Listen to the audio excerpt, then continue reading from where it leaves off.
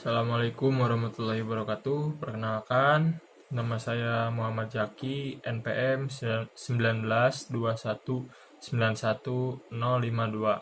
Nah, di sini saya akan coba sedikit mencoba menjelaskan tentang eh, konsep kurikulum pendidikan jasmani.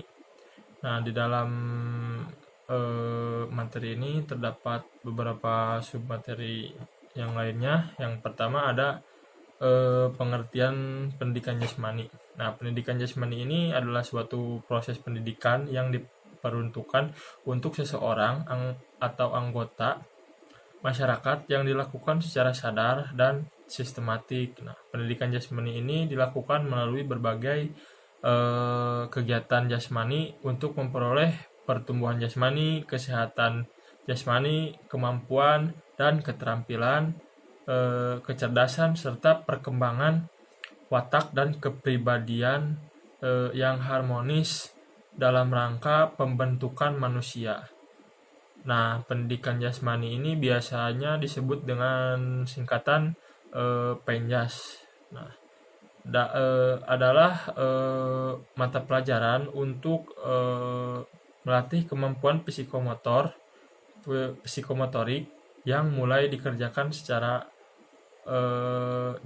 secara formal di sekolah dasar hingga sekolah menengah atas. Nah, pendidikan jasmani merupakan bagian integral atau yang tidak terpisahkan dan memiliki kesamaan makna yang dengan olahraga pendidikan. Nah, sesuai dengan ketentuan dan peraturan perundang-undangan yang ada di Indonesia, pendidikan jasmani di Indonesia telah menjadi kajian akademik sejak tahun 1941 dengan didirikannya Lembaga Akademi Pendidikan Jasmani atau LAPD di Surabaya yang telah mengalami beberapa kali perubahan nama karena dipengaruhi oleh dinamika sosiopolitik dan kebutuhan mendesak pada masa penjajahan. Nah, pendidikan jasmani ini merupakan bagian dari kehidupan manusia. Nah, karena melalui pendidikan jasmani, manusia dapat lebih banyak belajar hal yang berhubungan dengan afektif, kognitif, dan psikomotor. Nah, pendidikan jasmani ini juga harus sudah ditanamkan sejak usia dini. Nah, karena pendidikan jasmani mempunyai pengaruh terhadap perkembangan anak dan dapat menjadi bentuk pembiasaan pola hidup sehat yang bermuara untuk merangsang pertumbuhan dan perkembangan kualitas fisik, psikis yang seimbang untuk anak. Nah, lalu materi yang selanjutnya adalah asumsi dasar program pendidikan jasmani. Nah, asumsi dasar pada dasarnya adalah pijakan yang kokoh yang dapat dipertanggungjawabkan dalam menyelenggarakan sesuatu. Nah, asumsi dasar program pendidikan jasmani merupakan pijakan yang kokoh yang dapat dipertanggungjawabkan dalam membuat penyelenggaraan program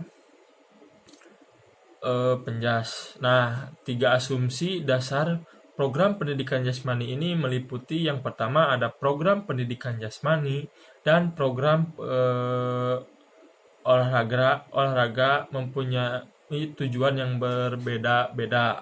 Yang kedua, asumsi yang kedua itu ada anak-anak bukanlah miniatur orang dewasa.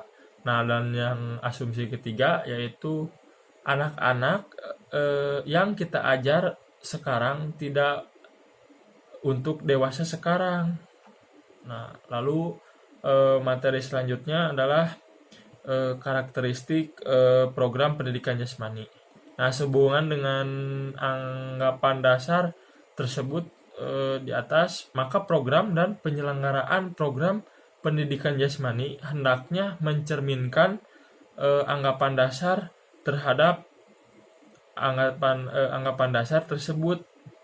Nah, Dua pedoman yang sering digunakan untuk dapat mencerminkan anggapan dasar tersebut antara lain adalah developmentally appropriate appropriate atau appropriate practice atau DAP dan instructionally appropriate practice. Nah, developmentally appropriate practice ini maksudnya adalah tugas ajar yang memperhatikan perubahan kemampuan anak dan tugas ajar yang dapat membantu mendorong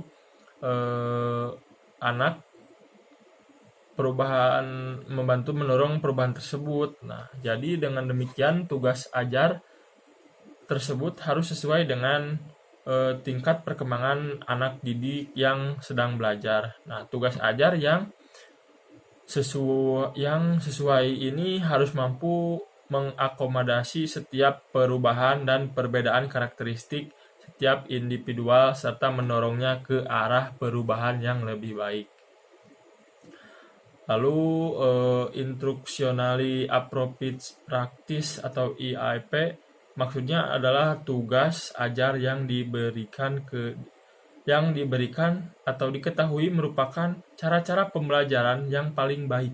Cara pembelajaran tersebut merupakan hasil penelitian atau pengalaman yang memadai dan yang memungkinkan semua anak didik memperoleh kesempatan dan keberhasilan belajar secara optimal.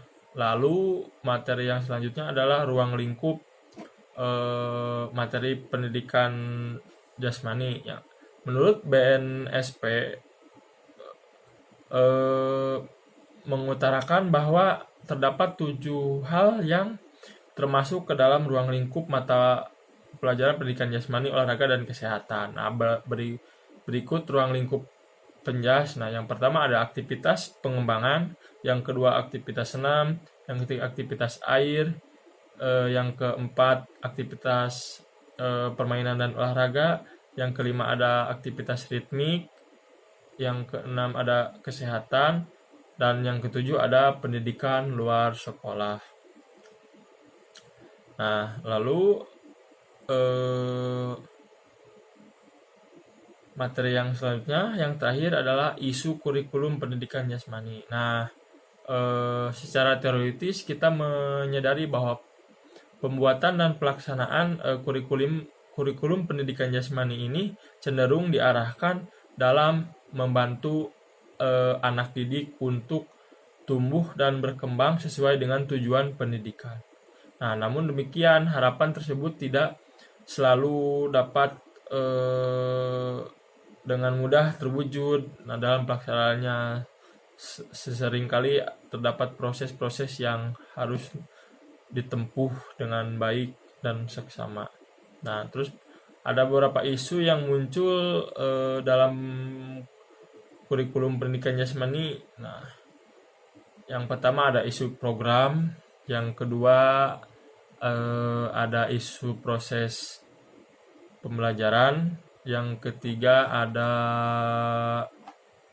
isu penilaian, yang keempat ada isu jumlah dan karakteristik siswa, yang kelima ada isu sarana dan prasarana pembelajaran penjas, yang keenam ada isu keberhasilan kurikulum penjas. Nah, mungkin hanya itu yang dapat saya sampaikan, kurang lebihnya mohon maaf. Billahi taufiq wal hidayah. Wassalamualaikum warahmatullahi wabarakatuh.